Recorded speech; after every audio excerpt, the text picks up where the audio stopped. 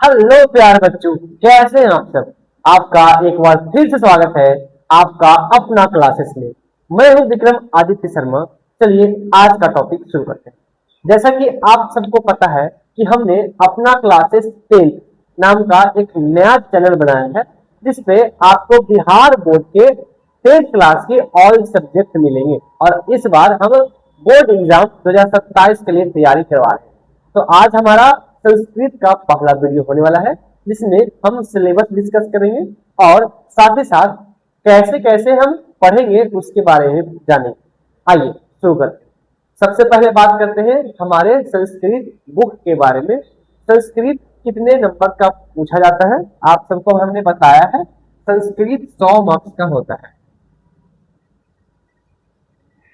संस्कृत पूरे पूरे 100 मार्क्स का होता है, जिसमें आपको ग्रामर पढ़ना होता है और बुक पढ़ना होता है।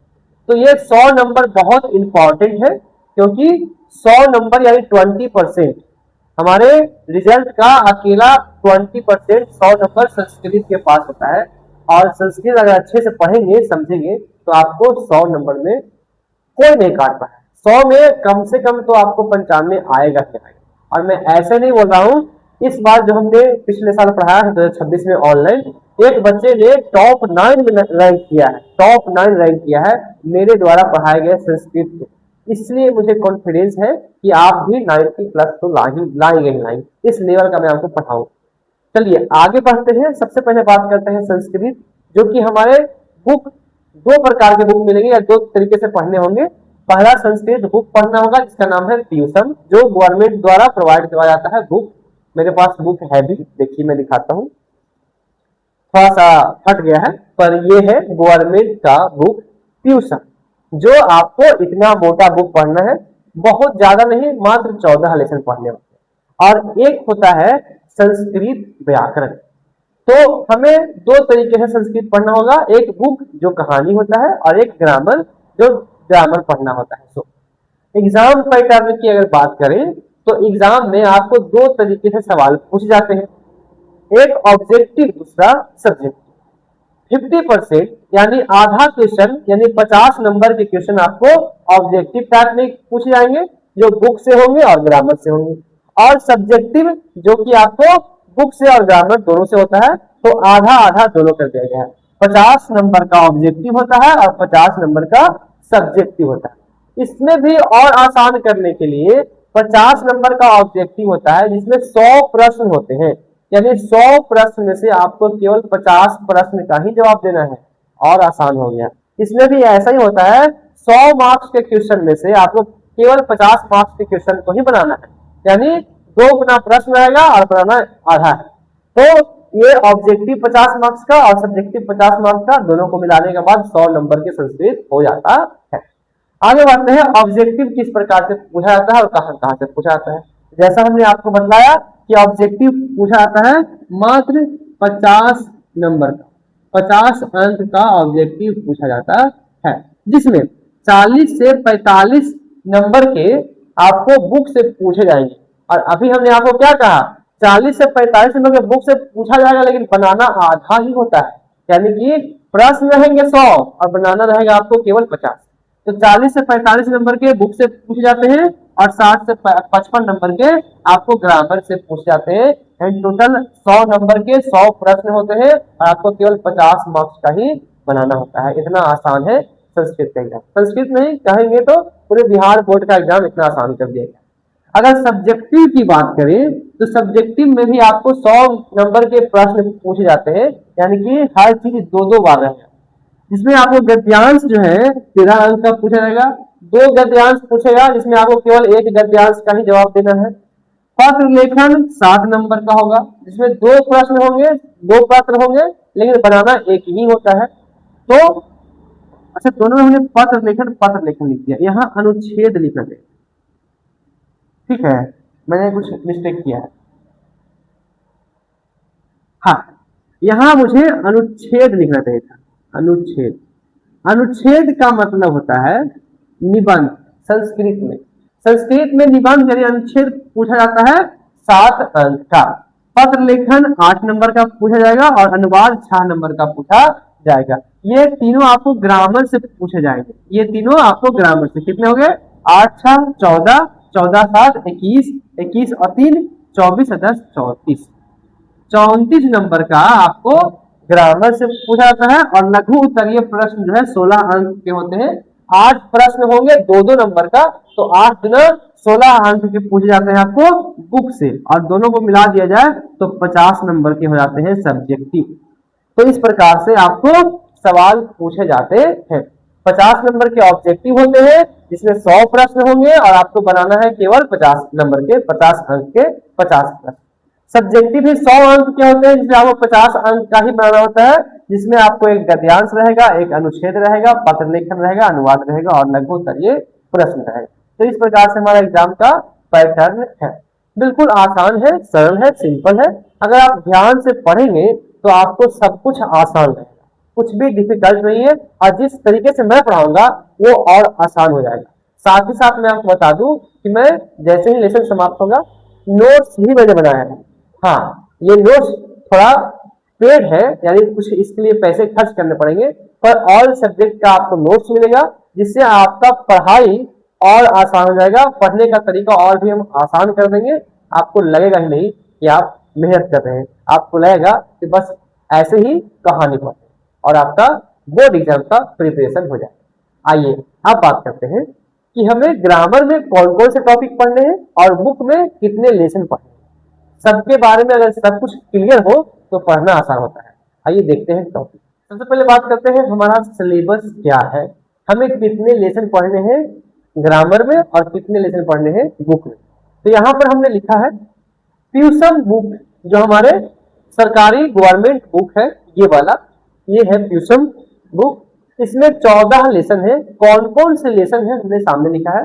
पहला लेसन है मंगलम, दूसरा पाटलिपुत्र वैभवम, तीसरा है आलस कथा, चौथा संस्कृत साहित्य लेखिका, पांचवा है भारत महिमा, छठा है भारतीय संस्कार, सातवां है नित्य श्लोक, आठवां है कर्मवीर कथा, नौवां है स्वामी दयानंद, 10वां है मंदाकिनी वर्णम, उसके बाद व्याघ्रपति कथा, कर्णस्य दान वीरता, विश्व शांति और शास्त्रकार।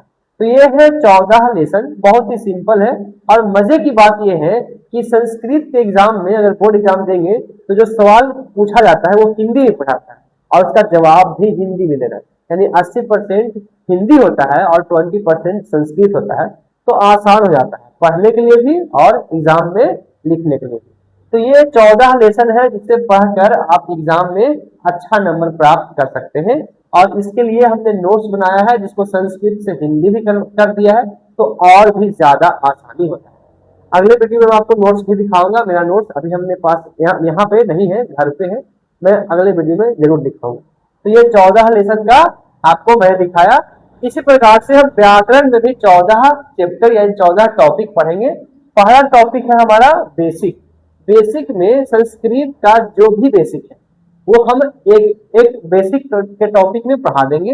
ऐसे मुझे बहुत सारे कमेंट आते हैं कि सर संस्कृत कहाँ से शुरू करें, कौन सा टॉपिक पढ़े, पहले पढ़े। तो हमने बिल्कुल सीक्वेंस में लिखा है, यानी कि अगर जैसे जैसा लिखा गया है उसी प्रकार से आप टॉपिक को पढ़ते और समझते हैं तो आपको संस्कृत अच्छे समझ में आएगा। और पहले आप ये वीडियो देख लिए, फिर ये देखे, कभी ये देखे, कभी ये देखे, तो आपको समझ नहीं आएगा। आपको पता ही चलेगा कि पहले क्या पढ़ना है उसके बाद क्या पढ़ना है। जैसे हम फिल्म देखते हैं और अगर फिल्म का बीच के पार्ट से देखना शुरू किए, फिर पहले देख लिए, फिर लास्ट देख लिए, तो कहानी समझ नहीं आता है। उसी प्रकार से अगर आप इसको सीक्वेंस में नहीं पढ़ेंगे, लगातार नहीं पढ़ेंगे तो समझ नहीं आएगा। इसीलिए बिल्कुल बेसिक से हमने लिखा है। बेसिक पहले पढ़िए, जिसमें आपको पढ़ना होता है वचन, पुरुष, लिंग, धातु। एक दो टॉपिक और छूट जाएगा तो हम इसमें ऐड कर लेंगे, जैसे संस्कृत का गिनती इसमें ऐड कर लेंगे। कुछ भी जो बेसिक में बताने लायक होगा मैं आपको बिल्कुल शुरू से बताऊंगा। उसके बाद आता है लकार, जो हम संस्कृत में 5 लकार पढ़ते हैं, लट लकार, लिट लकार, लंग लकार, लोट लकार और विधि लिंग लकार, इसी में पढ़ेंगे। फिर धातु रूप बनाना सीखेंगे, शब्द रूप सीखेंगे, अनुवाद सीखेंगे। एक अनुवाद होता है और एक अनुवाद का विशेष प्रयोग होता है, यानी एक खास किस्म का अनुवाद जो बोर्ड एग्जाम में पूछाता है, उसे कहते हैं कारक प्रकरण। इसी में आता है अनुवाद का विशेष नियम। तो अगर हम यहाँ पर लिख भी दे कि अनुवाद के खास नियम तो गलत नहीं होगा। अनुवाद यहां पर लिखा मैं विशेष अनुवाद, विशेष अनुवाद, इसी में आपको अनुवाद के कुछ इंपॉर्टेंट नियम पढ़ने होते हैं, जैसे कि सहार्थे तृतीया, ये नाम विकारा तृतीया, सॉरी धनार्थे चतुर्थी, ये सब जो है ना नियम का नाम है जो इसमें पढ़ना होता है, ये इंपॉर्टेंट है। उसके बाद संधि पढ़ेंगे, समास पढ़ेंगे, उपसर्ग पढ़ेंगे, प्रत्यय पढ़ेंगे और पत्र लेखन पढ़ेंगे, सॉरी यहाँ नहीं, यहाँ पत्र लेखन पढ़ेंगे, अनुच्छेद पढ़ेंगे और गद्यांश पढ़ेंगे, शब्दार्थ तो पढ़ना है। और मैंने ये जो 3-4 टॉपिक इसको छोड़ करके जो ये टॉपिक और ये टॉपिक जो लगाया है ना ठीक, यही है मेन, यही तो पूछा जाता है अनुवाद 6 नंबर का और गद्यांश 13 नंबर का। ठीक है, अगर आप पूरे ग्रामर को बेसिक से लेकर के यहाँ तक, कहाँ तक, यहाँ तक, अगर ग्रामर को बेसिक से लेकर के 10वें टॉपिक यानी कि प्रत्यय तक पढ़ लेंगे ना, तो आपका ग्रामर बहुत अच्छा हो जाएगा, इतना अच्छा हो जाएगा। मैंने कहा हम संस्कृत से सीधे हिंदी कर देंगे, हिंदी से संस्कृत करने लगेंगे, पूरा आप ग्रंथ पढ़ जाएंगे, मैंने ऐसा नहीं कहा। मैंने कहा कि अगर आप लेवल 1 से लेवल 10 तक यानी टॉपिक नंबर 1 से टॉपिक नंबर 10 तक अच्छे से पढ़ते हैं, समझते हैं, सीखते हैं, तो आप पत्र लेखन बहुत आसानी से लिख लेंगे। इतना आपको समझ विकसित हो जाएगा कि आप हिंदी सोच करके या हिंदी से संस्कृत में पत्र लेखन आसानी से सीख जाएंगे, ज्यादा आपको रटने की जरूरत नहीं पड़ता।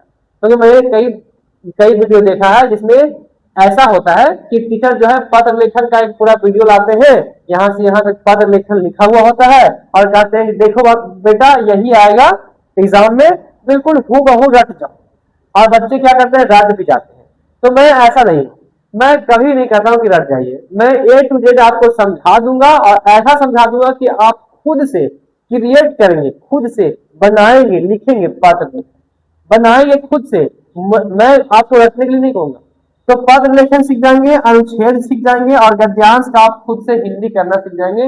इतना अपने आप पे भरोसा है, इसलिए बोल रहा हूँ, क्योंकि अभी हमने थोड़ा देर पहले आपको बतलाया भी था कि मेरा पढ़ाया हुआ बच्चा 9th रैंक पे 9वें रैंक पे रैंक किया, यानी कि 9वें नंबर पे आया है बिहार में, बिहार बोर्ड में 9th रैंक पे आया, शिवम कुमार, जो सिवान जिले का है।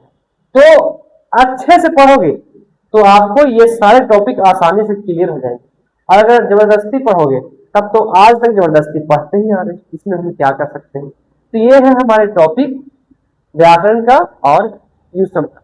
इसके साथ साथ मैं आपको बताना चाहूंगा, मेरा इस बार का लक्ष्य है, क्योंकि हम थोड़ा सा पागल हम अपने आप को इसलिए बोल रहे हैं क्योंकि रिस्क लेना एक जज्बे का काम है, और हम रिस्क लिए हैं। 2 मई आप सबको पता होगा, हमने वीडियो भी अपलोड किया है, 2 मई को हमने ये क्लास शुरू किया है, और आज की तारीख है, आज 3 मई है क्या शायद होगा। तो 2 मई को हमने बिहार बोर्ड के क्लास 10 का बैच शुरू किया है, ऑनलाइन भी और ऑफलाइन भी, और आप सबसे वादा करते हैं कि हम अच्छे से अच्छे नंबर लाएंगे, ठीक है, बोर्ड एग्जाम में अच्छा रिकॉर्ड बनाएंगे। इसलिए थोड़ा सा जिद्दी भी हूं मैं, इसलिए बता रहा हूं। तो 2 मई से हमने क्लास स्टार्ट किया है, और मैं बता दूं आपको कि अगले 5 महीने में